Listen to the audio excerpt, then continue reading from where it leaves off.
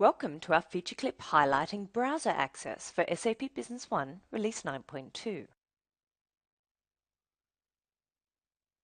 Browser access offers simple remote access for on-premise customers, ultimately lowering the overall total cost of ownership with no need for a remote desktop connection and corresponding license for most users. No client upgrades means simpler lifecycle management with minimized ecosystem effort. You can securely access SAP Business One from any location with a compatible browser. Instead of using the existing remote access via a remote desktop service or Citrix, browser access is accessible through a web browser and leverages the web browser dispatcher to start an SAP Business One client session in Web UI Server mode, using specific start parameters for the SAP Business One client. This will display the SAP Business One user interface, not through the underlying operating system, but through a web user interface engine, which will render the user interface in HTML5 format to be consumed by supported web browsers.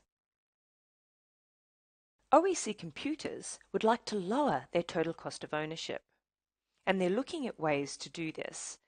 So OEC computers have decided to deploy inexpensive, thin client PCs for all new employees. These employees will use a web browser to securely access the SAP Business One system instead of using remote desktop software, which requires additional license costs. Existing employees with old, unsupported hardware and software can now also use a web browser to access SAP Business One. Some employees need to access SAP Business One from outside the company without having a company PC or laptop, and these employees can also now use a web browser instead of remote desktop software. Let's check out the SAP Business One interface using browser access. We've now opened up a web browser, and we're firstly going to log in to the System Landscape directory to configure our browser access settings. To do this, we enter our username and password details. We are now in the System Landscape directory. By navigating to the Services tab, we can then select the Browser Access service and click Edit. In the Edit Service window, we can edit the following information. For example, the service URL. You may want to use the IP address instead of the hostname, or in the event that the hostname, IP address, or the port has changed, and you must update the service URL to reflect these changes. We then have the field called Initial Process Pool Size. This is where you specify the initial number of processes that the browser access service hosts. In other words, the number of Business One clients that have started and are waiting for browser access users. You also have the option to define the maximum process pool size. This is where you specify the maximum number of processes that the browser access service can host. It is a number of browser access instances that can be used simultaneously. So for example, you could specify the initial process pool size as 20 and the maximum process pool size as 100. That means that 20 SAP Business One client processes are constantly running on the browser access server and allow 20 SAP Business One users to access the SAP Business One client in a web browser at the same time.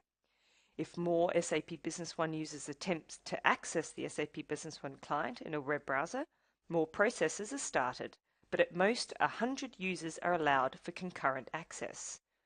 You can adjust these settings, which will have a direct impact on the performance of your system. You then have the ability to enter a description for this browser access server. Then you simply save the changes, and to apply the changes immediately on the browser access server, you can restart the SAP Business One Browser Access Server Gatekeeper service. Now let's log into SAP Business One for a web browser. In the Control Center, we're able to log in by selecting our server, our company, and entering our user ID and password details.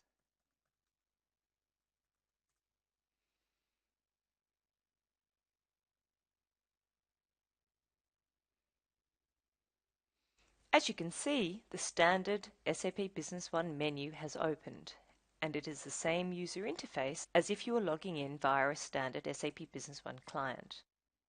Let's open up our calendar and have a look at the activities over this month.